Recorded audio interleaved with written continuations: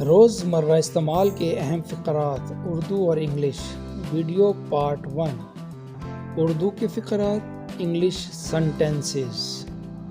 اس کا نام پوچھو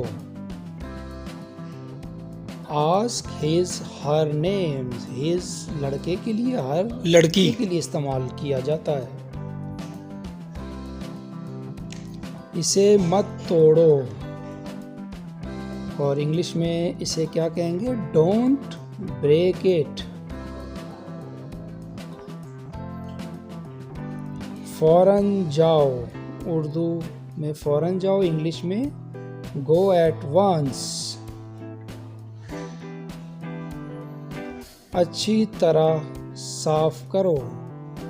انگلش میں کیا لکھیں گے کلین پراپرلی آہستہ چلیں انگلش میں اس کی سینٹنسز ہے گو سلولی اور اس کے علاوہ واک سلولی بھی کہہ سکتے ہیں اور مزید ایسی ویڈیو دیکھنے کے لیے ہمارے چینل کو سبسکرائب کریں پارٹ